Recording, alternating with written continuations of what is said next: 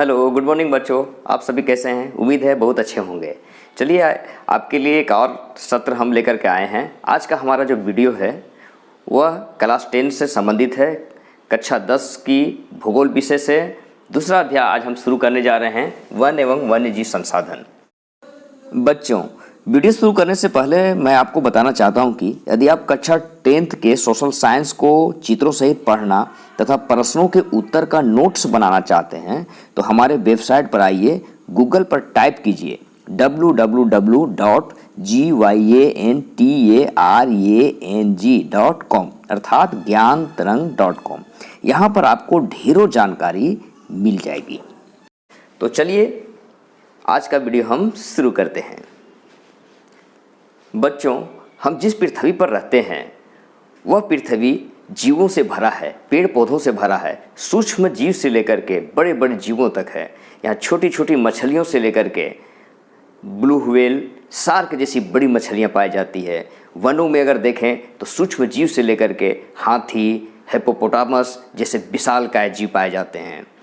तो ये जो हमारा पृथ्वी है ये विभिन्न प्रकार से जीव जंतुओं से भरा पड़ा है। विभिन्न प्रकार के हम झाड़ी, पेड़ पौधे देखने को हमें मिलता है। ये जो हमारा पृथ्वी है इन जीव जंतुओं से भरे होने के कारण हमारा पृथ्वी जैव विविधताओं से भरा है। आइए जानते हैं जैव विविधता होती है क्या। जैव विविधता अर्थात बायोडायवर्सिटी किसी प्राकृतिक प्रदेश में पाए जाने वाली जंगली तथा पालतू जीव जंतुओं एवं पादपों की प्रजातियों की बहुलता को जैव विविधता कहते हैं। आइए इस परिभाषा से समझने का प्रयास करते हैं। देखिए, किसी प्राकृतिक प्रदेश में पाई जाने वाली जंगली तथा पालतू जीव जंतु एवं पादपों, पादप का अर्थ यहाँ पर वनस्पति से है, पेड़ पौधों से, की प्रजातियों की बहुलता को जैव विविधता कहते हैं। अब समझते हैं कि ये प्रजातियों की बहुलता क्या है। आइए कुछ उदाहरणों से इसे समझने का प्रयास करते हैं। गर्मी के दिनों में आपने बहुत सारे आम खाए होंगे, है ना। तो आम में भी बहुत सारी प्रजाति होती है। आम एक प्रकार का जाति हो गया और उसमें विभिन्न प्रकार के प्रजाति होती। कौन कौन सी? जैसे देखिए, लंगड़ा, अल्फांसो, दशहरी, उसके अलावा मालदा, ये सभी क्या है? आम की प्रजातियां हैं। ठीक है। उसी प्रकार से कुछ अन्य जीवों में, सभी प्रकार के जीवों में भी विभिन्न प्रकार के प्रजाति पाई जाती है। फूलों की बात करें, फूलों में विभिन्न प्रकार की प्रजाति है। हजारों की हजार संख्या में प्रजातियां पाई जाती है। जैसे गेंदा का फूल, उड़हुल का फूल, चमेली का फूल, जूही का फूल, ये सभी क्या है? फूल एक जाति है और इसमें गेंदा, चमेली, जूही ये सभी क्या है? उसकी प्रजाति है। उसी प्रकार से मछली में भी देख लेते हैं। ठीक है। छोटे छोटे मछलियों से बड़े बड़े मछलियाँ पाई जाती हैं।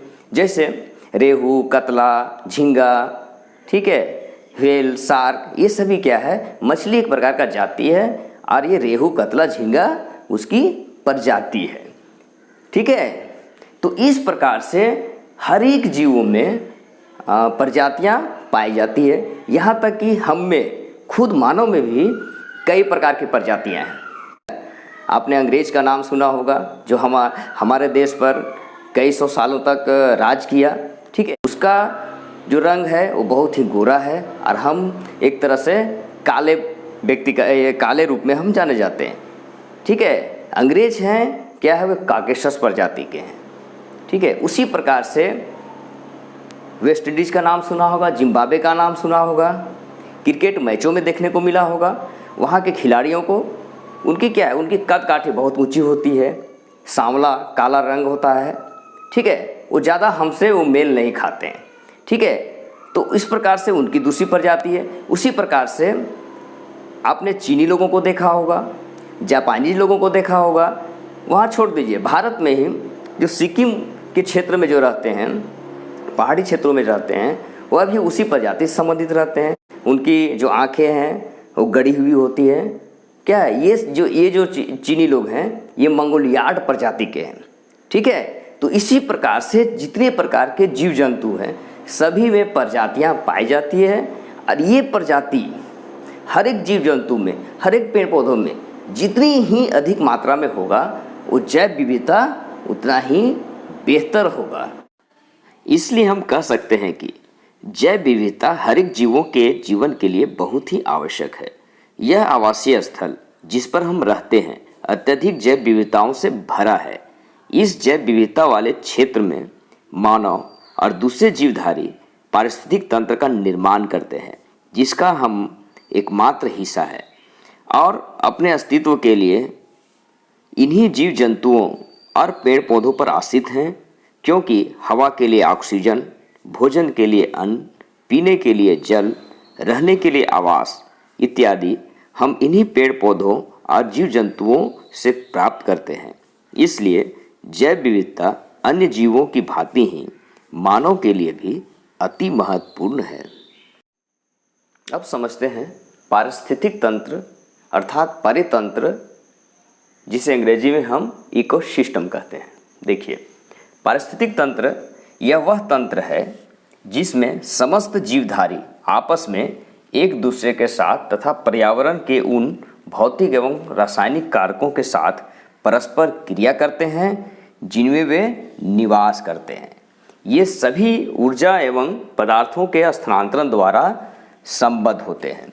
ठीक है, यानी परितंत्र इकोसिस्टम क्या है? जिसमें समस्त जीवधारी एक दूसरे से जुड़े हुए रहते हैं। इसको ऐसे समझें, जितने भी जीवधारी हैं एक दूसरे पर निर्भर हैं।